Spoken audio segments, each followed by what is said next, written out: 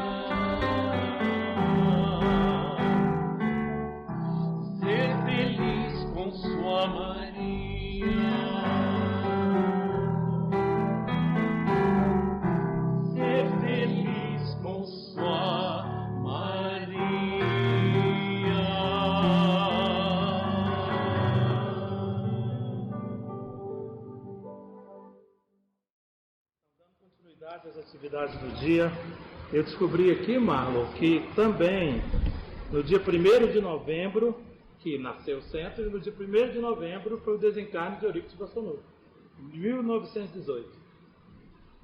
Universitário não me falou. Então, Marisa, o palco é seu e a palavra também. Seja bem-vinda. Então, bom dia a todos. Bom dia. Primeiro quero agradecer, essa a oportunidade, né? É sempre uma alegria a gente poder, nós estarmos reunidos em torno do Evangelho de Jesus, né? E então agradecer a Deus, nosso Pai e Criador, por todas as oportunidades, né? Por ter nos concedido a presença amiga que vive até hoje conosco, que é Jesus, né? Agradecer a Jesus por estar sempre nos unindo em torno dessa mensagem divina, agradecer os amigos espirituais dirigentes dessa casa, o nosso irmão por esse alimento da alma, né? Nossa irmã também que fez a prece. Então, gratidão a todos, e nós pedimos que a espiritualidade amiga possa inspirar, visitar o coração de cada um de nós, né? Para que essa mensagem encontre um amparo aqui na nossa mente, no nosso coração. Bom, o tema que nós vamos falar, que foi colocado, é o Evangelho Redivivo. Né? E na época eu até conversei, não lembro agora se o Marlon, a Meire, né? E a gente ficou aquela coisa, mas é o Evangelho Redivivo, o novo programa que foi lançado pela FEB, né? Mas aí a gente entendi que a princípio nós vamos conversar um pouco sobre o Evangelho na nossa vida, a importância do Evangelho. Por que estudar o Evangelho, né? Será que ele ocupa realmente na nossa vida a importância que nós, como espíritos imortais, precisamos dar a essa mensagem do Cristo? Será que ela ocupa a nossa atenção conforme deveria realmente ser, né? E aí a gente vê depois o Evangelho Redivivo como já um programa novo, como o nosso irmão acabou de mencionar aqui, um programa novo que se chama o Evangelho Redivivo, que é essa proposta da Federação Espírita Brasileira para que nós possamos instituir, né, nas casas espíritas, o estudo regular do estudo bíblico, versículo por versículo mesmo. Mas antes da gente aprofundar nesse ponto, vamos conversar um pouquinho sobre a importância do Evangelho na nossa vida. Então, esse título, o Evangelho Redivivo, por si só já é muito profundo. Já daria para a gente conversar muita coisa só com o título. E nós vemos, não sei se alguém se recorda, várias vezes os espíritos, ao se referirem ao espiritismo, eles sempre falam assim, o espiritismo na sua feição de cristianismo redivivo. Várias vezes. Inclusive tem uma questão no livro O Consolador, que é feita uma pergunta para Emmanuel sobre o Evangelho, e aí ele vai responder e ele fala: o Espiritismo, na sua feição de cristianismo redivivo, aquele que consola. E quando o Emmanuel fala sobre cristianismo redivivo, ele acrescenta em outras mensagens, o Evangelho trazido lá do tempo de Jesus para os tempos de hoje na sua pureza, sem deturpações. Então é o Evangelho puro e simples e belo, com aquela capacidade que Jesus trouxe para nós quando esteve aqui, com aquela capacidade de verdadeiramente penetrar o nosso coração, alcançando o mais íntimo do nosso espírito. Então, quando a gente fala em espiritismo, na sua feição de cristianismo redivivo, é essa proposta de trazer, o espiritismo traz as revelações e, ao mesmo tempo, traz o aprofundamento em torno do Evangelho de Jesus, buscando dar vida a esse Evangelho como era no tempo de Jesus, verdadeiramente, sem mácula, dentro da sua pureza, né? Então, a gente poderia, levando para uma conceituação do nome, o que significa a palavra Evangelho e o que significa a palavra redivivo, porque aí nós já vamos entender o que o tema propõe, o que o Evangelho Redivivo espera da nossa colaboração. Então vejam, né, a pergunta: qual a origem e significado da palavra Evangelho? E qual a origem e significado da palavra redivivo? E aí nós vamos encontrar o seguinte: Evangelho significa, né, muitos de nós sabemos, boa mensagem. Muitas vezes a gente vai ver como boa nova. Por que o livro do Humberto de Campos, psicografia de Francisco Cândido Xavier, se chama Boa Nova? Porque ele traz a mensagem do Evangelho E mais, cada capítulo traz a mensagem do Evangelho e traz na sua pureza, traz até os sentimentos. Cada capítulo fala de um acontecimento que Jesus está presente e traz o sentimento, com aquela vestido daquela roupagem poética que Humberto de Campos faz tão bem, né? Então, Evangelho significa boa mensagem, boa nova, boa notícia, e deriva de uma palavra grega, né, que eu vou arriscar aqui uma pronúncia bem aportuguesada, né? Euangelion, que seria o eu significa bom e o angelion significa mensagem. Então o evangelho é uma notícia boa. Jesus, quando vem e traz para nós um evangelho, ele traz uma notícia maravilhosa, mais do que isso, um tesouro que alimenta a nossa alma. E a palavra redivivo? O que significa redivivo, né? Do latim, aportuguesada, né? Redivivo, que significa restaurado, renovado, que revive, que volta à vida. Tem inclusive também um livro, psicografia do Chico, acho que Humberto Campos também, né, pessoal? Lázaro Redivivo. Humberto Campos, irmão X, né? É, Humberto Campos. Olha o nome do livro, Lázaro Redivivo. Por quê? Porque Lázaro revive, né? Tem essa mensagem do trazer de volta à vida. E aqui, quando a gente fala em cristianismo redivivo, que é uma das feições, uma das finalidades do Espiritismo, é reviver o Evangelho de Jesus na sua versão mais pura. E o Evangelho redivivo, então, quando a gente fala também a proposta do Evangelho redivivo, é isso, trazer a vida. E vejam, o apóstolo Paulo, né, traz aquela mensagem assim, o Evangelho de Jesus, né, ele fala, é preciso, a letra mata, mas o Espírito vivifica. Então é preciso extrair do Evangelho, da letra, o Espírito por trás da letra. E quando a gente extrai o Espírito, a gente dá vida para as palavras de Jesus nas interpretações que os Espíritos trazem para nós, né? Não só os Espíritos, mas os estudiosos devotados ao Evangelho de Jesus, né? Os encarnados também, quantos trabalhadores do Evangelho, trazem para nós essa mensagem na sua pureza. Eles estão fazendo o quê? Dando vida para a letra, dando vida para a palavra. Então, quando a gente fala em Evangelho redivivo, é a gente mergulhar no texto bíblico e trazer ele à vida. E como que o Evangelho, o melhor jeito do Evangelho viver efetivamente? É quando nós damos vida àquele ensinamento através da vida que nós levamos no nosso dia a dia. Então, nós já sabemos que Evangelho significa boa nova. Nossa, estou fora de ordem aqui. Mas uma pergunta que a gente teria que fazer é, por quê? Por que é necessária a revivescência do Evangelho? Por que isso? Né? E aí, o Emmanuel, o Espírito Emmanuel, mentor espiritual do Chico Xavier, vai responder para nós assim, os Evangelhos são o roteiro das almas. E é com a visão espiritual que devem ser lidos. Para iluminar o nosso íntimo, nós só temos no mundo o Evangelho do Senhor. Vejam, por que nós precisamos reviver, trazer ele na sua feição mais pura? Porque nós estamos encarnados para o nosso processo evolutivo, iluminação. E o Emmanuel diz, eles são o roteiro das almas. E para iluminar o nosso íntimo, nós só temos o Evangelho do Senhor.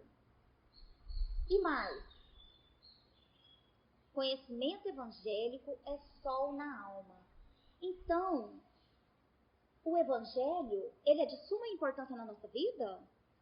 O Emmanuel, ele limitou, ele disse, quer iluminar a sua alma? Só tem um roteiro. O roteiro não é roteiro de personalidade, não é roteiro para uma vida transitória na Terra, é um roteiro para a vida inteira, é roteiro das almas. O que nós somos, meus irmãos? Se não almas. Aliás, a gente encontra, né, acho que no livro dos Espíritos, ali na introdução, alguma coisa, sobre o espírito desencarnado. Quando está encarnado, aí às vezes faz uma referência ao espírito como sendo alma. O que seria a alma? O espírito encarnado. Claro que, independente, né, fica claro para nós, a alma e o espírito, nós somos almas. E nós estamos dentro de um processo, e todo processo possui um planejamento e um roteiro. O planejamento, inclusive, foi traçado antes da nossa reencarnação, com vistas às necessidades do nosso espírito. Então, existe um roteiro para a gente não se perder nessa caminhada? Sim, roteiro das almas. Aliás, me recordo aqui agora, vocês sabem que tem um livro do Emmanuel, que ele fala assim, é uma cartilha. Lá no plano, perguntaram para ele se não teria alguma coisa lá no plano espiritual para orientação daqueles que estão reencarnando. Ele fala assim, tem uma cartilha lá no plano espiritual que é usada, eu vou tentar trazer aqui alguns conceitos. E aí saiu qual foi o livro, quem lembra? Pensamento e Vida. Livro Pensamento e Vida. Cada capítulo trata de um tema. E aí eles dizem, não, é como se fosse uma cartilha. Uma cartilhazinha lá no plano espiritual. Quem vai reencarnar estuda essa cartilha. Ofertaram para nós aqui encarnados, para ver se a gente recorda um pouco daquilo que a gente estudou antes de reencarnar, né? Mas o planejamento foi feito. Planejamento lá no plano espiritual. Tem um roteiro? Tem roteiro, o roteiro das almas. Qual é o roteiro das almas? Por que nós nascemos? O nosso roteiro é o Evangelho de Jesus. Aí a gente pergunta, precisamos estudar o Evangelho de Jesus? O Evangelho de Jesus é importante para o nosso processo evolutivo? Para a nossa ascensão espiritual? Diz o Emmanuel que nós só temos ele. Aí a gente poderia até perguntar assim, mas e as outras nações, os outros povos que às vezes não têm contato com o cristianismo? Tem. A mensagem do Evangelho, ela é universal, ela é lei divina. Às vezes chega para outros povos com outra roupagem, com outro orientador. Às vezes eles não vão estar se referindo a Jesus, mas o mensageiro de Jesus está lá. O trabalhador que desceu em nome de Jesus está lá ajudando a difundir a ideia, a mensagem universal.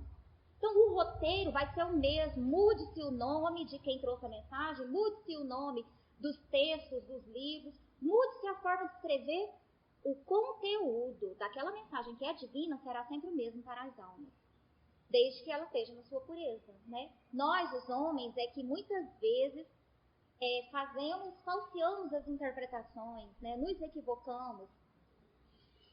Então vejam, outra pergunta que a gente poderia fazer: por que a alma precisa de um roteiro? Por que nós precisamos de um roteiro?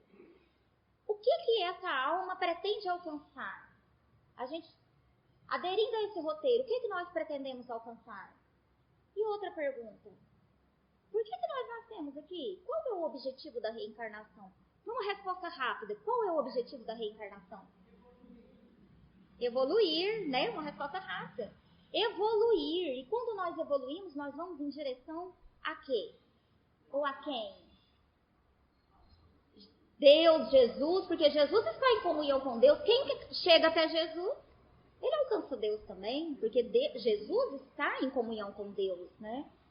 Mas vejam, Kardec pergunta para os espíritos, qual a finalidade da encarnação dos espíritos? E a primeira frase ali, porque tem mais coisas que eles vão falando na resposta, mas a primeira frase é assim: Deus a impõe a reencarnação com o fim de levá-los à perfeição. Aí nós perguntamos, Deus é perfeito? Então quando nós somos levados à perfeição, nós também somos levados até Deus. Então nós temos um objetivo. A reencarnação tem um objetivo? Tem. Nós estamos encarnados? Estamos. Então nós também temos um objetivo.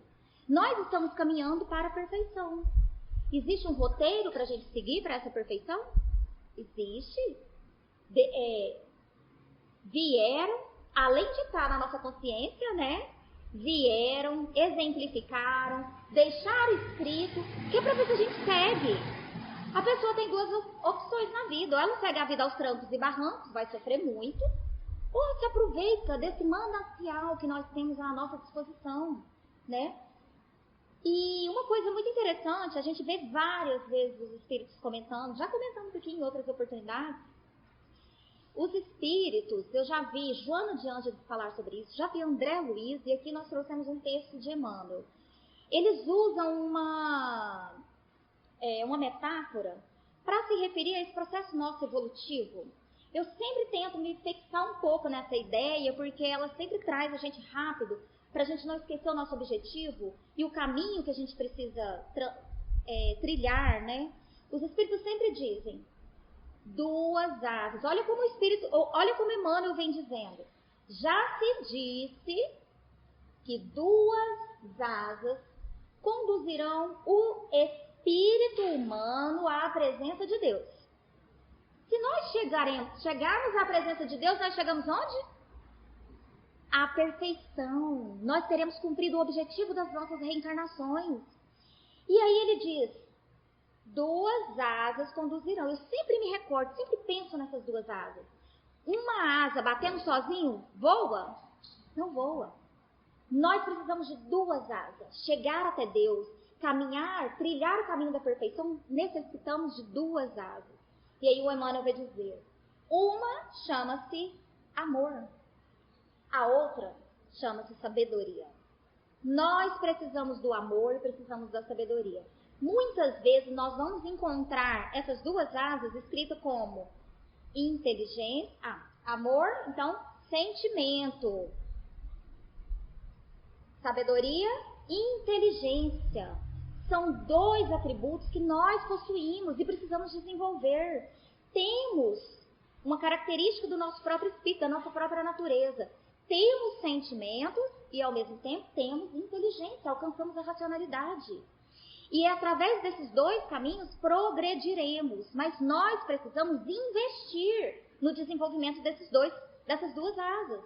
Precisamos trabalhar os sentimentos, as emoções, e assim nós estaremos trabalhando das virtudes, mas para nós não errarmos nesse trabalho de desenvolver o sentimento, nós precisamos trabalhar também a inteligência, a sabedoria, colocar o nosso raciocínio a serviço do progresso do nosso espírito. Passar o dia inteiro em frente às redes sociais, progride espírito, a gente precisa diminuir um pouco, né? Nós fomos assaltados por essa era da tecnologia. Precisamos saber colocar os limites. Se é para ficar na frente da tela do celular, da tela do computador, vamos ficar na tela também lendo. Agora já tem livros, tem PDF, tem os e-books, né? Vamos ler também um pouco de evangelho lá na tela do celular. Então, nós precisamos trabalhar essas duas asas do nosso processo evolutivo. E o Emmanuel ainda vai dizer assim, ó, estudar e servir. Por que estudar e servir? Enquanto a gente estuda, estou desenvolvendo o quê? A asa da inteligência. Então, estamos nos tornando sábios. A sabedoria faz o que conosco? A gente pega um ensinamento de Jesus e na hora que a dificuldade vem, a gente vai lá e aplica nas emoções, nos sentimentos. Então, a sabedoria, o estudo, ele é importante para a gente saber como agir, como direcionar as nossas emoções. Qual é o caminho a percorrer para fazer brotar, desenvolver as virtudes, né? Então, ele fala, estudar e servir. A gente estuda para saber como faz. E depois a gente, lá na prática do amor, a gente vai servir. São as duas asas. Então, se nós temos o conhecimento aprofundado do ensino de Jesus, na hora de servir, a gente faz corretamente. A gente serve cada vez mais de forma aproximada dos espíritos benevolentes que estão nos guiando. Por quê? Porque a gente sabe que o servir tem que ser incondicionalmente. O servir tem que ser com desprendimento, com amor pelo próximo. Adianta a gente ir lá para servir, porque Jesus disse que tem que servir, mas a gente serve humilhando as pessoas? Está faltando sabedoria, né? Então ele fala, estudar e servir. Aliás, uma das mensagens mais repetidas do Espiritismo, qual que é, gente? Amai-vos e instruí-vos. Amor e estudo. Amor é servir. Servir nós estamos amando. Evolução moral e evolução intelectual. São as duas asas. Eu acho tão linda a ideia de duas asas, porque as asas fazem o que conosco? Asa faz com que a gente possa voar, alçar voos, ir mais alto. Por isso eles trazem nessa metáfora como sendo duas asas. E quais são? Não podemos perder de vista. É preciso estudar e é preciso amar. É preciso desenvolver aplicar o nosso raciocínio para conhecer o ensinamento de Jesus, porque esse ensinamento é lei divina. Vigora aqui e vigora em todos os outros mundos do planeta.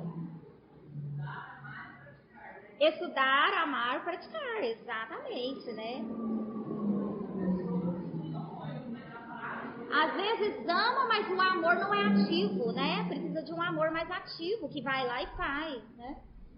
Então vejam, o Emmanuel ainda vai dizer aqui,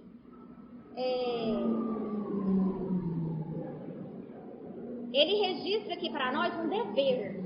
Ele coloca estudar sempre como sendo um dever. Então vejam, corre-nos, pois, o dever de estudar sempre, escolhendo o melhor para que as nossas ideias e exemplos reflitam as ideias e exemplos dos paladinos da luz. Não adianta a gente ficar expondo as nossas ideias e exemplificando algo que é dissociado do Evangelho de Jesus. Nós estamos nos equivocando. É igual quando eu encontro um espírita, com todo respeito a cada opinião de cada um, mas ele defende o aborto. Mas se a gente aprofundar nos ensinos do Evangelho de Jesus, não será possível a defesa do aborto. Então nós podemos ter as nossas opiniões pessoais, é claro, mas em se tratando de determinados temas, muitas vezes nós vamos expor ideias que não são condizentes com a lei divina. Então estudar a lei divina é fundamental, como diz o Emmanuel. Se nós estudamos sempre as ideias que nós expressamos, aquilo que nós exemplificamos estará dentro das ideias e exemplos dados pelos espíritos superiores. Porque o espírito superior, ele é o nosso objetivo, nós também passaremos por essa escala. Então, outra pergunta que nós podemos fazer, então. E olha que interessante, está no livro O Consolador, uma pergunta que também foi feita a Emmanuel. A pergunta é: há outras fontes de conhecimento para a iluminação dos homens, além daquela, né, constituída pelos ensinamentos divinos do Evangelho? Eles tiveram a curiosidade de perguntar para o Emmanuel: o Evangelho de Jesus é uma fonte. A gente já sabe que ela tem o condão de iluminar o nosso espírito. Mas, e aí, Emmanuel? Tem outras fontes também? Vamos ver o que o Emmanuel respondeu? Gente, ele é muito incisivo, né? Curto, direto, objetivo, e ele diz: em se tratando de iluminação espiritual, não existe fonte alguma, além da exemplificação de Jesus, no seu Evangelho de verdade e vida. Verdade e vida. Vocês viram a palavra vida? Verdade e vida é a verdade que vigora no universo. Vida, porque as palavras de Jesus têm poder de dar vida, de viver dentro de nós. E o Evangelho, quando ele diz Evangelho redivivo, nós vamos lembrar, nós vamos nos recordar aqui, um versículo do próprio Mestre Jesus, quando ele diz assim: minhas palavras, as palavras que vos digo são palavras de vida. Tem um momento que é de espírito e vida, tem aquele versículo que ele fala: minhas palavras são de vida eterna, né? Tem sempre o vida. Por quê? Porque não são palavras para a gente só ficar fazendo palestra. Ler e fazer uma palestra. As palavras de Jesus são palavras para viverem, terem vida dentro de nós. Tem um texto, agora não me recordo o livro, que Jesus fala assim: o meu Evangelho é o coração do homem. Ele vai ser lido no coração do homem. Como que um Evangelho de Jesus poderá ser lido dentro do nosso coração? Quando nós estivermos vivendo ele e exemplificando. Então vejam, ele fala, né? Só existe para nossa iluminação espiritual a exemplificação de Jesus. Tem outros? Claro! Se aquelas outras exemplificações estiverem revestidas do conteúdo, do exemplo de Jesus, ela é lei divina também, né? Mas nós precisamos nos fixar a nossa mente na importância do Evangelho para a nossa vida, de usar o nosso raciocínio para estudar o Evangelho. Por quê? Porque é ele que vai nos ajudar a alçar os voos maiores. Outra pergunta que nós podemos fazer. Está no Livro dos Espíritos. Kardec fez essa pergunta. Nós sabemos, questão 621, onde que está escrita a lei de Deus? Na consciência, né?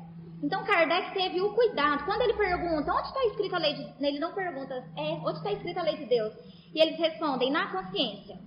Aí Kardec para e pensa, fala, mas está na consciência do homem?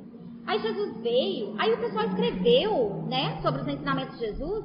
Aí Kardec teve a curiosidade de fazer outra pergunta. E aí ele pergunta, visto que o homem traz em sua consciência a lei de Deus, qual foi a necessidade? Que necessidade havia de ser ela revelada? Porque Jesus vem e revela, através dos seus exemplos, da sua vida, das suas pregações, essa lei de Deus. E depois os apóstolos e tantos outros têm o trabalho, o cuidado de registrar. Então, Kardec pensa, não precisava, está na consciência de todo mundo, né? E aí os espíritos respondem para Kardec assim, ele, o homem, nós, ele a esquecera, está na nossa consciência. Mas a gente não vai lá dentro para buscar. Ele a esquecera e desprezara. Quis então Deus lhe fosse lembrada. E é aí quando chega o enviado de Deus, o mensageiro, né? E vejam,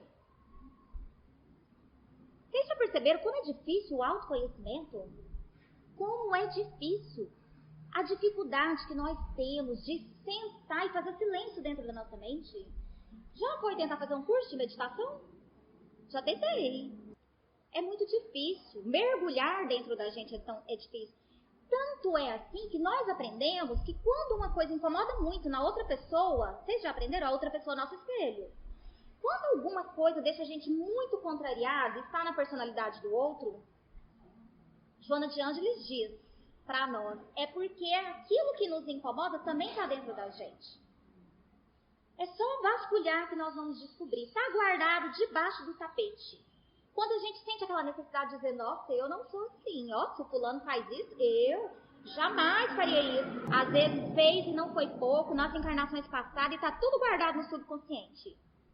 Então, quando foi preciso que o outro se tornasse o nosso próprio espelho, porque a gente tem uma dificuldade muito grande de mergulhar e assumir a nossa sombra, identificar a nossa sombra interna, né? Então, imagina a gente mergulhar e achar a lei divina. Porque se nós somos espíritos eternos, a nossa natureza é divina, naturalmente, de alguma forma, aquela lei divina está insediada dentro de nós. Mas temos dificuldade de acessá-la. E ele fala assim, esqueceu e desprezou. Além de ter dificuldade para acessar, nós passamos uma vida inteira, muitas vezes, desinteressados desses ensinos. E isso constitui nada mais do que desprezo da nossa parte para com o trabalho hercúleo feito por tantos médiuns, por tantos paladinos da luz, por tantos missionários de Jesus que se sacrificaram para que a mensagem de Jesus fosse mantida viva. E cada vez que nós não nos debruçamos sobre essa vida desses missionários, sobre esses ensinos, sobre os escritos que eles deixaram, é como se nós desprezássemos o tesouro. Você lembra da parábola? Não adianta dar pérolas aos porcos. Porque às vezes nós estamos tão focados em outras coisas, preocupações do corpo. O porco, né, na expressão ali da imagem que Jesus traz, está preocupado em se alimentar. Ele não vai entender a preciosidade da pérola. Mais difícil, está numa situação muito pior do que essa situação ali dos porcos, é quando nós, sabendo que a pérola é preciosa, temos conhecimento dessa preciosidade, nós a desprezamos conscientemente. Nós fazemos escolhas. Poderia escolher recolher aquele tesouro, trazer para dentro de si? Não, nós escolhemos a preocupação só com o alimento do dia, aquele do corpo físico, esquecidos do alimento da alma. Então nós, nessa condição, estamos pior do que os porcos. Porque nós estamos desprezando, não é por ignorância, é porque por escolha. É pior ainda. E olha só um texto do Emmanuel que se chama Saber e Fazer. Saber e fazer. Olha que interessante. As duas asas que nós falamos. Saber inteligência, sabedoria, conhecimento, a gente pode até saber. Mas a outra asa é a do amor, é fazer, é colocar em prática, é aplicar aquele conhecimento, né? Aí o Emmanuel vai dizer assim, entre saber e fazer existe singular diferença. Quase todos sabem, claro que nós sabemos, grande parte, nós não sabemos muito porque a gente não parou para aprofundar, a maioria de nós, né? Mas a gente sabe alguma coisa, são quantos séculos que nós estamos reencarnando, aí nasce uma religião, nasce outra, escuta a mensagem do evangelho, às vezes uma ou outra foi pastor, já foi padre, já foi freira, né? A gente andou estudando, alguma coisa a gente sabe. Aí o Emmanuel fala assim, só que quase todos sabem, poucos fazem, poucos realmente aplicam aquele conhecimento do evangelho. Aí ele vai dizer assim, Jesus compreendeu a indecisão dos filhos da terra e, transmitindo-lhes a palavra da verdade e da vida, fez exemplificação máxima, através de sacrifícios culminantes. Então a gente poderia perguntar por que precisou que a mensagem fosse revelada, se ela está na nossa consciência. Porque a gente despreza essa mensagem, a gente não se atém, não coloca o nosso raciocínio no estudo dela, não coloca a nossa boa vontade na prática dela. E aí Jesus, compadecido da nossa pequenez, das nossas distrações diárias, veio ele mesmo e exemplificou para a gente saber, para a gente aprender a saber com ele e fazer também com ele, porque ele não veio só pregar, ele pregou, mas ele também exemplificou. E se ele é o nosso guia, o nosso modelo, é isso que nós precisamos aprender a fazer também. Olha só, amigos, o Espiritismo é o Consolador prometido, certo? Jesus disse, vou mandar, rogarei a meu Pai que envie um Consolador prometido, vai relembrar todas as coisas que eu disse. Então nós sabemos que o Espiritismo é o Consolador prometido. E Jesus disse que o Consolador ia fazer o quê? Ia relembrar todas as coisas que ele tinha dito e fazer as revelações, mais revelações, né? E aí o Espiritismo veio. E o Espiritismo é a doutrina dos Espíritos. E os Espíritos vieram. E eu pergunto para vocês, o que vocês acham? Os Espíritos, dentro do Espiritismo, através da mediunidade, tantas mensagens, tantos trabalhadores, eles estão nos ajudando a relembrar os ensinos de Jesus? O que vocês acham? Só o Chico psicografou mais de quantas obras? Mais de 400 obras, né? Mais de 400 obras. Que trabalho é esse, gente? Os espíritos estão preocupados em realmente cumprir a função de consolador prometido? Sim, estão trabalhando para fazer com que a gente relembre os ensinamentos de Jesus. E o mais importante, a feição do Espiritismo uma das feições do Espiritismo, sua finalidade é trazer o cristianismo redivivo. É reviver o Espiritismo na sua pureza. Então, quando os Espíritos vêm ali da parte do plano espiritual e traz para nós, encarnados, uma mensagem do Evangelho de Jesus, é dentro da sua pureza, é de lá para cá. É sem passar pelos equívocos das interpretações dos homens. Quantas guerras foram fomentadas porque os homens estavam discutindo sobre interpretações equivocadas? Quando no ensino de Jesus, para a gente não errar, põe o amor, põe a humildade que vai dar certo na hora de interpretar, né? Então, o que a gente percebe? Que os espíritos, o espiritismo, na função de consolador prometido, vem até nós e cumpre o seu papel de nos ajudar a relembrar o Evangelho e traz as revelações que nós já estávamos, tínhamos condições de compreender e que ia facilitar a compreensão do ensino de Jesus.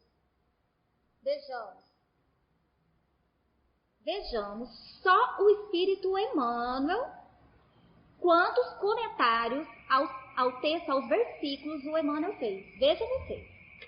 Os comentários de Emmanuel, vocês lembram? Livro Fonte Viva, livro Pão Nosso, Caminho, Verdade e Vida. Vocês lembram como é que é, né? Deixa eu pegar esse aqui que agora eu vou falar dele. Isso. Um versículo em cima e aqui vem os comentários, ajudando a gente a entender a fundo a mensagem do Evangelho. Os comentários de Emmanuel sobre o Evangelho encontram-se espalhados em 138 livros e 441 artigos que foram publicados na revista Reformador e Brasil Espírita. Porque o pessoal que coordenou a organização dessa coleção, que nós vamos falar daqui a pouco, eles fizeram uma pesquisa geral, foram nas revistas, foram nos livros, reunindo tudo que o Emmanuel tinha comentado de versículos. Então vejam, dos mais de 400 obras do tipo, 138 inteiras são só comentando versículos. E sem falar os esparramados. Aqueles reunião mediúnica, aí vai lá o Emmanuel, uma mensaginha comentando um versículo, né? E vejam, totaliza, sabe quantos comentários o Emmanuel fez? 1.616 mensagens sobre mais de 1.000 versículos. Vejam vocês, mais de 1.500 comentários só o Espírito Emmanuel. A gente nem falou ainda, Joana de Ângeles, tem várias obras que ela faz lá no final vem qual é o versículo correspondente. Vários outros livros psicografados do Divaldo traz esse trabalho de comentar versículos. Sabe que os espíritos estão cumprindo, estão trabalhando pela restauração do Evangelho de Jesus na sua pureza? Os espíritos estão. Agora, para quem que os espíritos fizeram isso? Não foi para nós, não? Não era para nós, não? Era para nós, né? Para a humanidade que reencarna, desencarna, reencarna, para a gente ter um roteiro seguro, para a gente saber como é que faz, para a gente não ficar aí sofrendo aos trancos e barrancos, para a gente tentar seguir com mais segurança em linha reta. A pergunta que precisa ser feita é, e aí? O que a gente tem feito com tudo isso que os espíritos têm trazido para nós? Será que não temos, ao longo do tempo, esse problema que que os espíritos responderam para o Kardec sobre a lei divina? Ah, Jesus veio, sabe por quê? Porque o homem tem a lei divina dentro de si, mas ele desprezou. Ele tem desprezado, tem esquecido essa lei dentro dele. Ah, mas agora os espíritos vieram e deram um escrito mastigado. E teve uma galera de médiuns que trabalhou pra caramba. Vocês já ouviram falar que muitas vezes o Chico dormia 2 horas por noite? Divaldo fala isso. Muitas vezes ele dorme poucas horas por noite. Sabe o que ele está fazendo? Psicografando. Sabe o que nós estamos fazendo? Dormindo. E eles estão trabalhando. Quando eles entregam a obra do trabalho, do sacrifício, da renúncia deles, o que nós estamos fazendo com a obra? A pergunta é, será que nós estamos sabendo valorizar? Será que se o Kardec hoje perguntasse hoje para os espíritos, mas e aí? Então quer dizer que Jesus veio, revelou, depois veio um monte de mensageiro, depois veio o Consolador prometido, escreveu tudo, entregou tudo pronto. Está fácil, de fácil acesso agora. E aí, eles pararam de desprezar aquela mensagem? Ou eles continuam esquecendo-se dela? Qual seria, talvez, a nossa resposta, hein? Grande parte do nosso tempo não é dedicada ao estudo do Evangelho. Então, muitas vezes, é só a dor para fazer a gente compreender, né? Olha, outra, só para a gente repassar aqui também, 305 versículos receberam do Emmanuel mais de um comentário. Em versículos que tratam sobre o perdão, eu contei, parece que 39 comentários. Amigos, esses aqui é a coleção dos Evangelhos por Emmanuel. Eu trouxe 2, mas a coleção toda é essa. O último que saiu, acho que é esse aqui, ó. As cartas universais e o Apocalipse, né? O que eles fizeram? Vocês viram que são 1.616 comentários só do Emmanuel. Então, uma equipe, formou-se uma equipe e eles reuniram todos e fizeram o quê? Vejam, esse é o de Lucas. Essa daqui são as cartas universais, mas tem o de Mateus, tem de João. O que eles fizeram? Pegaram todos os comentários, aí foi lá olhar sobre o que aquele comentário tratava, qual era o versículo, e eles fizeram o quê? Colocar em ordem. Então, imagina que você pega a Bíblia e tá lá assim, ó. Prefácio. Peraí, aqui. Você Pega o Evangelho de Lucas, né? Aí tem o capítulo 1, não tem? Tem o capítulo 1. Aqui, ó, o meu tá até rabiscado, né? Será que ganha um pontinho no plano espiritual, hein? Olha só. 1,79. Significa que os anteriores, de Lucas, ele não comentou. Mas ele começou, de todos que eles reuniram, eles encontraram 79. Aí vamos pro próximo. 2,5. Então, aí tem um intervalo, ele comentou o versículo 5 do capítulo 2. Então, o que eles fizeram? Eles colocaram em ordem. Às vezes a gente encontra uma parábola inteira, quase. Inteira não, porque eu já andei dando uma olhada e o Emmanuel dá umas puladinhas. Eu acho que ele pensou assim, não, também não posso fazer o trabalho todo, deixa eles fazerem alguma coisa, né? Então, fica fácil, facilita para nós. Agora eu pergunto, antes do Consolador prometido, que não vieram essas revelações, o povo nem tinha, às vezes, internet, não tinha livros com essa facilidade, era tão difícil na época, né, idade medieval. Hoje, com todas as facilidades que nós temos, livros, os espíritos escreveram, outras pessoas foram lá, organizaram, colocaram na ordem, criaram coleções para facilitar o nosso acesso e a compreensão do ensino. E o que nós temos feito? Será que nós não estamos dando o devido valor? Outras coleções, olha só, no livro Renúncia, o Emmanuel, Renúncia, século XVII, alguém me ajuda se eu estiver enganada, século XVII, certo? 1600 alguma coisa? No livro? Uma das encarnações do Emmanuel está no livro Renúncia. Nós sabemos que tem o Emmanuel no livro há 2000 anos, era o senador Publius Lentulus, na época de Jesus, ele se encontra com Jesus. Vejam o progresso evolutivo, né? Depois, o livro, 50 anos depois, ele era Nestório, o escravo Nestório, né? Depois a gente tem o livro Renúncia, tudo psicografia do Chico e o Espírito Emmanuel contando as histórias. Depois a gente tem o Renúncia. No Renúncia ele era quem, gente? Padre Damiano. Era o Padre Damiano. E aí lá, olha que interessante, a gente encontra essa mensagem lá no livro Renúncia, ela é muito profunda para nós. O Evangelho precisa ser conhecido. Trabalhar com a nossa raciocínio, a nossa inteligência.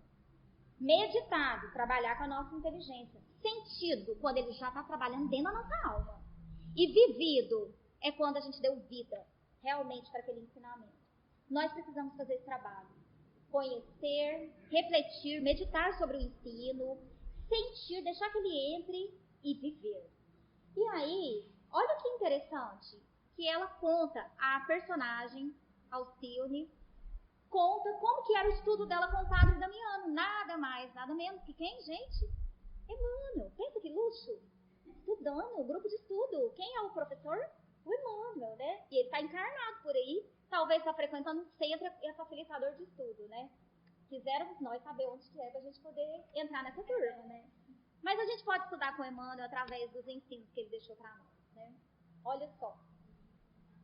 A personagem Alcione vai dizer para nós assim, ó, lá na Espanha, explicou a jovem delicadamente, líamos apenas um versículo de cada vez, e esse mesmo versículo, não raro, fornecia cabedal de exame e iluminação para outras noites de estudo. Vejam, eles ficavam, às vezes, vários encontros estudando o mesmo versículo. Porque o versículo, ele não é só letra, ele é espírito. Quando a gente mergulha, nós vamos fazer isso agorinha, a gente vai vendo que ele vai criando vida e ele vai tendo vários pontos de interpretação, várias fases de interpretação. Agora eu pergunto para vocês, Emmanuel fazia isso lá no século XVII. Pegava um versículo e ficavam estudando o versículo. Muitas vezes, no grupo de estudo que nós temos lá na FEEGO, que se chama O Evangelho Redivivo, a gente fica, as bem-aventuranças mesmo, levou muito tempo. Porque você pega bem-aventurados aflitos. Um versículo, a gente demorou vários encontros para poder estudar o bem-aventurado. Dava, assim, 40 slides só sobre bem-aventurados os aflitos, pesquisando nas obras espíritas. As obras espíritas são gigantescas e dá para nós, assim, ó, uma formação, uma possibilidade de mergulho nos ensinos com profundidade. E aí, eu pergunto para vocês, o Emmanuel fazia isso lá na Espanha, no século XVII. Depois, como mentor espiritual do Chico, ele continuou fazendo do mesmo jeito? O que vocês acham? Pegava um versículo e ia trabalhar aquele versículo, interpretar. Muitas vezes a gente encontra 5, 10 textos do Emmanuel comentando um mesmo versículo de 10 pontos de vista diferentes. Cada ponto de vista enquadra numa situação da nossa vida. Então, o versículo, ele tem possibilidade, ele tem vida, ele tem vida. Nós precisamos mergulhar e tirar o espírito da letra. Aqui ainda é a mesma coisa, ele falando sobre isso, que as expressões do Evangelho, nós vamos ver isso. Eu gosto da imagem, da gente imaginar um conjunto de versículos, uma parábola. Tem vários versículos em uma parábola, não tem? Eu gosto de imaginar sempre um buquê de rosas. Inclusive, tem uma imagem linda de Jesus segurando um buquê de rosas. Quando a gente junta todas as rosas, dá um perfume, não dá? Então, quando a gente estuda a parábola, um conjunto de versículos como um todo, tem um perfume. Mas a gente também pode sentir o perfume de cada rosa, separadamente. Então, eu vou lá, tiro do buquê de flores uma rosa, um versículo. Vamos estudar esse versículo, vamos aprofundar mais sobre ele. Depois a gente devolve ele para o buquê. O buquê forma a parábola, mas cada versículo da parábola tem profundidade por si próprio. Nós vamos ver isso daqui a pouco.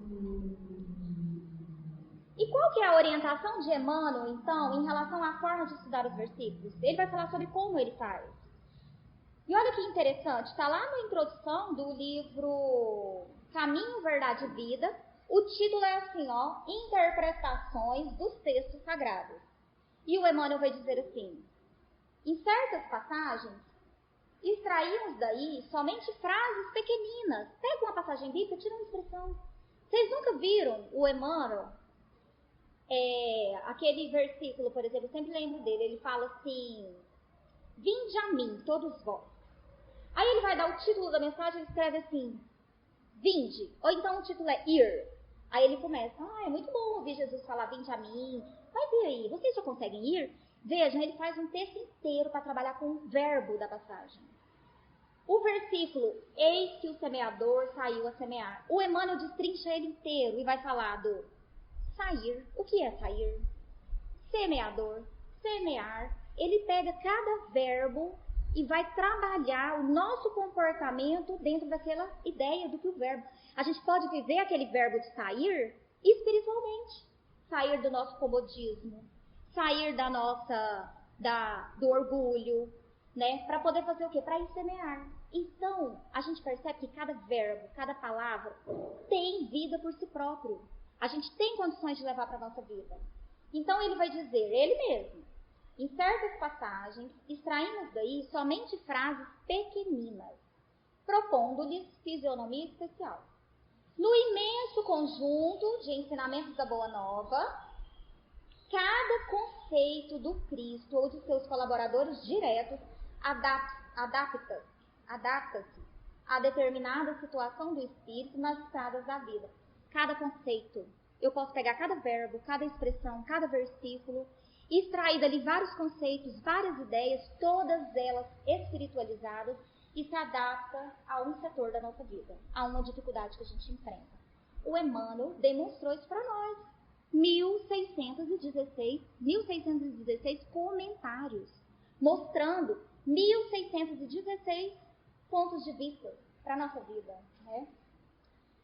Além das obras do Emmanuel, que é uma coleção inteira, né? A gente tem as coleções, a coleção do Humberto de Campos, maravilhoso, né? O Humberto de Campos, ele vai no plano espiritual, ele traz as revelações do plano espiritual, mergulha nas histórias do tempo de Jesus, traz com aquela beleza poética, porque ele era poeta em vida, né? Então a gente tem, dentro dessas obras, nós também vamos encontrar aprofundamentos. São as obras da Amélia Rodrigues, eu trouxe até um aqui, ó. Pelos Caminhos de Jesus, tem uma coleção inteira. Quem já leu Boa Nova, que o Humberto de Campos vem trazendo cada passagem bíblica, assim, em detalhes de como aconteceu, não está na Bíblia. Ele pega, na Bíblia está resumido. Quando a gente vai para o texto psicografado, eles trazem detalhes, eles colocam o nome. Quem foi a pessoa que Jesus curou o paralítico que desceu no teto? Na Bíblia não fala. Mas nas revelações espirituais, chamava Natanael. Ele vai falar quem era o Natanael, por que ele estava naquela condição, não está na Bíblia. O que ele fez depois que ele foi curado, também não está na Bíblia. Mas as revelações espirituais traz para nós. E isso ajuda a aprofundar o nosso conhecimento. Tem uma coleção da Amélia Rodrigues, Psicografia do Divaldo. Amélia Rodrigues também foi poetisa em vida. Então, as mensagens dela, de cada passagem bíblica que ela traz em detalhes, a narrativa, é muito parecida com a do Humberto Campos. Lindo. Joana de Ângeles, né? Tem uma coleção imensa também, maravilhosa, onde ela aprofunda os ensinos. A gente tem sites de pesquisa maravilhosos também. Adoro muito, uso muito, fica na tela do meu celular. Kardecpedia, você entra lá, você joga uma palavra, busca aquela palavra em todas as obras kardecianas, né? E na Revista Espírita também. Outro site chama Bíblia do Caminho. Gente, é maravilhoso. Eu adoro a Bíblia do Caminho. Ele é muito bom para pesquisa. Vocês vão ver, chama índice temático. Quando você joga lá Bíblia do Caminho, entra no site, escolhe lá índice temático. Vocês vão ver que tem por letras do alfabeto. Aí você clica na palavra, na letra A. Aí tem uma lista enorme só com A. Aí tem lá alegria. Você clica em alegria, vai abrir às vezes 20, 30, 40 textos espíritas que falam sobre alegria. Alegria do ponto de vista espiritual. Não é essa alegria que os homens chamam de alegria, é a gente entender a alegria, o que é alegria na percepção dos espíritos. Porque é essa alegria que a gente tem que viver. Não a alegria dos homens. Porque se você perguntar, o homem vai achar que sair, né? Kardecpedia. E o outro chama Bíblia do Caminho. Gente, entra, é muito bom para fazer pesquisa. Sabe, quando você estiver numa encruzilhada da sua vida, e você tem que tomar uma decisão, e você pensa palavras que podem ser relacionadas com aquela decisão, ou sentimento, vai lá no Bíblia do Caminho, escolhe lá a letra, lê uns 20 textos sobre aquilo, vai te ajudar a tomar sua decisão dentro da perspectiva do nosso espírito, né? É um guia para nós. E hoje, a Federação Espírita Brasileira também lançou, o último estudo lançado pela Federação Espírita Brasileira foi o programa chamado O Evangelho Redivivo. Então nós temos aqui esses 4 livros, Lucas, Marcos, Mateus, e tem a introdução. Mas já saiu mais um livro agora, recente também, viu? E qual é a proposta? Do mesmo jeito que tem o ESG, que é o Estudo Sistematizado da Doutrina Espírita, nós temos o outro programa. O ESG, inclusive, completou 35 anos, né, agora, gente. Nós temos também o EAD, Estudo Aprofundado da Doutrina Espírita, né? E temos outros estudos, Introdução ao Estudo do Espiritismo, tem vários estudos. E nós temos um outro programa lançado pela Federação Espírita Brasileira, que é o Evangelho Redivivo. Qual é a proposta? Estudar a Bíblia, versículo por versículo. Mas como? À luz da doutrina espírita. Eu estava até conversando com o Marlon mais cedo, né? A gente pensa, por que não antes? Talvez porque antes a gente precisava entender melhor doutrina espírita. Como é que nós vamos estudar a Bíblia à luz da doutrina espírita sem entender bem a doutrina espírita? Aí nós vamos ter dificuldade na hora de interpretar um versículo que comporta ali na sua interpretação uma revelação espiritual que o Espiritismo trouxe para nós. No estudo que a gente fez agora, sexta-feira passada, do Evangelho Redivivo, a gente está estudando um versículo que nós fizemos até um quadro, porque a gente percebeu que estava tendo diferença, nós colocamos traduções de 5 Bíblias. Então ficou um do lado do outro para todo mundo ver. Assim, a gente não achou no final que não tivesse mudado muito a interpretação, mas fica nítido que alguns colocam para ficar mais popular, para as pessoas entenderem, mas acaba sendo uma interpretação, né? Mas, assim, dentro de um estudo bíblico, isso é muito interessante, porque nós podemos trazer diferentes traduções para a gente analisar, né? Não é o que está traduzido por aí. Não foram os israelitas nem judeus que traduziram. Foram pessoas que não conheciam o idioma na profundidade. É verdade. Tanto que eles colocam claramente. Aquilo que me vendeu, que encomendou de Israel para cá, falou, olha, várias coisas tão diferentes, que foi traduzido de uma forma que não foi um judeu que traduziu. Entendi. Então, muita diferença. Olha, o que nós podíamos escolher é isso, que nós aprendemos a ele, uma diferença de interpretação. É interessante, é uma possibilidade de a gente trazer para o estudo, para poder ver as diferenças de traduções. E aí, né, quando a gente olha essa parte da cultural, linguística, né, da escrita, mas depois a gente pula para quê? Para interpretação espiritual. Aí os espíritos vão clareando a nossa mente na interpretação, né? Mas então, amigos, olha só, nós vamos fazer, né, para a segunda parte, um estudo de um versículo. Vamos ver como que é tirar o espírito da letra. E aí, a gente vai usar hoje o método, porque uma coisa que eu queria deixar claro é que o Evangelho Rede Viva é essa proposta que vem da Casa Máter do Espiritismo, né, que é a Federação Espírita Brasileira, convidando as casas espíritas para instituírem o estudo bíblico na Casa Espírita. E aí o livro ele traz um norte. Às vezes ele vai trazer algumas questões de tradução, vai trazer ali algumas questões de cultura do tempo de Jesus, né? Mas a gente segue o livro como um norte, mas nós não podemos, né? A gente continua espiritismo trabalhando nas obras. Não tinha como fazer um livro do Evangelho segundo o Espírito, do Evangelho Rede Viva, colocar tudo lá dentro de cada versículo, é muita coisa, né? Então o que a gente tem? Um roteiro que a gente vai seguindo no estudo, mas é claro que aquele que está fazendo ali o facilitador, o pessoal que está participando, tem que auxiliar nessa coisa de ir pesquisar nas obras espíritas para trazer para o estudo, né? Então ele traz, igual a gente faz muitas vezes, o ESG, e junto está o estudo do Livro dos Espíritos, ao lado do ESG, né? O Evangelho segundo o Espiritismo, o Livro dos Médiuns, né? Então, da mesma forma, a gente vai estudando o Evangelho Rede Vivo, seguindo ali aquele roteiro, mas para cada conjunto de versículos a gente faz essa pesquisa nessa grandiosa obra que os grandes, né, trabalhadores do Espiritismo compilaram aí para nós.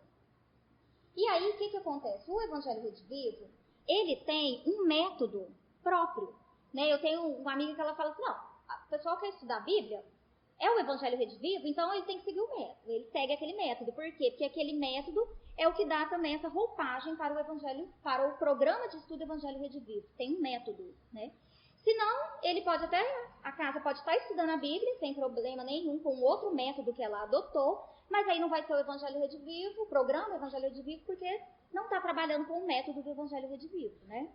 Então, no estudo que nós vamos fazer aqui, como a gente já usa na Federação Espírita de Goiás há muitos anos, inclusive quando a Federação Brasileira implantou os projetos pilotos, era só o piloto para poder ir acompanhando o desenvolvimento para depois sair o programa, instituir efetivamente, a Federação Espírita de Goiás foi uma das federativas que implantou o piloto. Então nós estamos há mais de 5 anos, já 6 anos, estudando esse programa, né, até a data que ele foi instituído. Então nós vamos Então nós vamos fazer um estudo de um versículo, vamos tentar fazer juntos, todo mundo, extrair a letra do Espírito, né? Extrair o Espírito da letra, aliás, e usando esse método que é do programa Evangelho Rede Vivo, né? Só pra gente ver um pouquinho. Como, né, a casa leva o nome, em espírito ele mandou para nós, ele deixou para nós em 1983 uma mensagem, eu tirei um trechinho lá da mensagem, e ele disse assim, ó, pela psicografia de Sueli Caldas Schubert, ele diz: e não esqueçamos de que, se o Brasil é o coração do mundo, somente será a pátria do Evangelho se este Evangelho estiver sendo sentido e vivido por cada um de nós, né? Então vamos estudar e vamos viver o Evangelho para que a gente possa trabalhar nessa construção da pátria do Evangelho aqui no Brasil.